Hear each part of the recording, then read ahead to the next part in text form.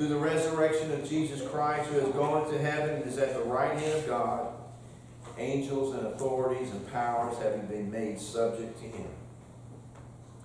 Peter made a powerful point of comparison. The people had the opportunity to hear God's words will for their lives. Noah preached to them, perhaps for over a century. But the day came when God brought the floodwaters upon the earth, drowning the entire human population with the exception of only 8 individuals. Peter noted that those people were saved by water, through the medium of water. In other words, God used water as a dividing line between the lost and the saved. And it gives me goosebumps. The water was the medium that separated the 8 members of Noah's family from the rest of humanity. He then compared those floodwaters with the waters of baptism. The water of baptism is the dividing line that God has designated to distinguish between the lost person and the saved person.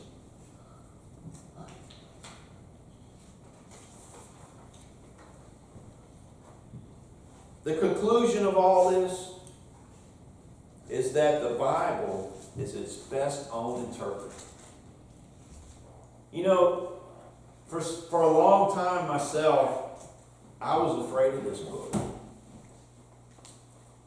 Because in a lot of homes, they sit on a coffee table. Sometimes they got a real pretty one. Has like gold inlay in it. Got a nice little gold thing hanging out. This little tassel thing here hanging out. Sits on a coffee table. Maybe sits up on a mantle or something. Some people even call it the family Bible. Been passed down for years. The sad thing is that they never open it. They maybe might open it and put another name in the front, but they don't get it all ugly looking. You know, got sticky notes everywhere, pages torn, you know, things, look, pages falling out. You know, that's not from sitting on a shelf. Look, ask Donnie to show you his Bible. That thing's rough looking. You know why? Because he uses it. You know? I mean, we got a great little puppy at home, and she decided the other night that she was going to get some religion. So my Bible was all over the bedroom floor. But you know what? I got it online. I got it on my phone. I got 4 or 5 more just like it at the house. I blessed her and a few other things and throughout the house. You know.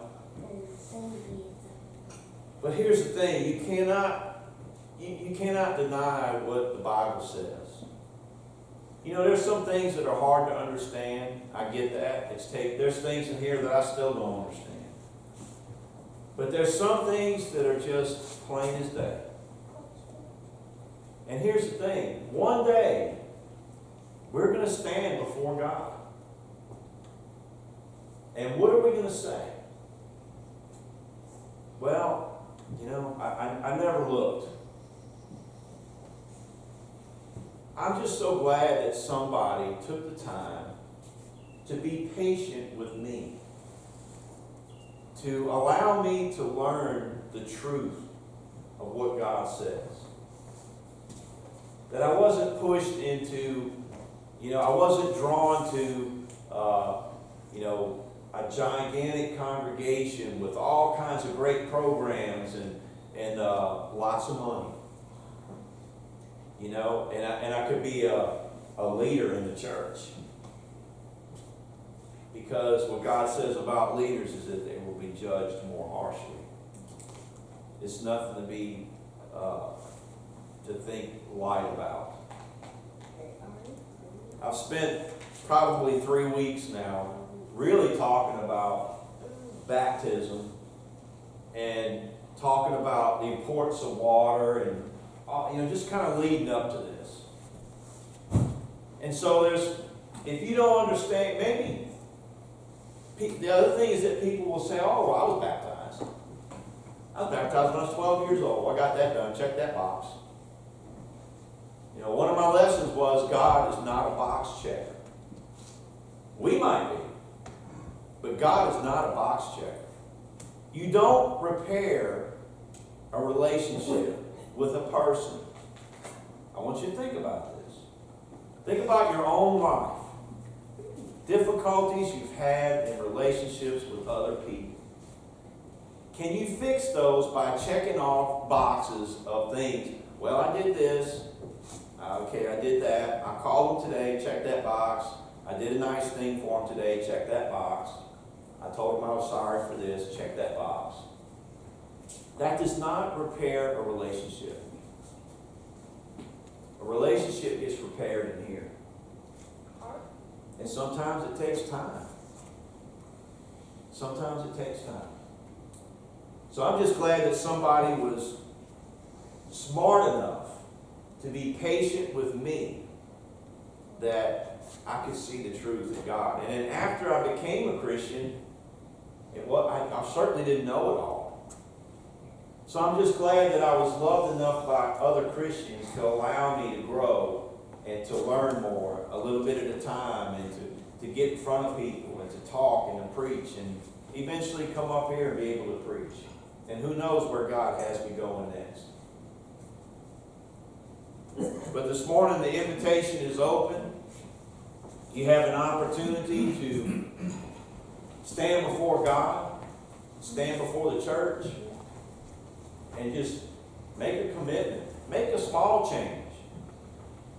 Make a change. That's the thing. Make a change. Even if it's a little bitty one. Make a small change in your life. And you can begin to see your life change for the better and for the people around you also, as we stand and sing. There's a fountain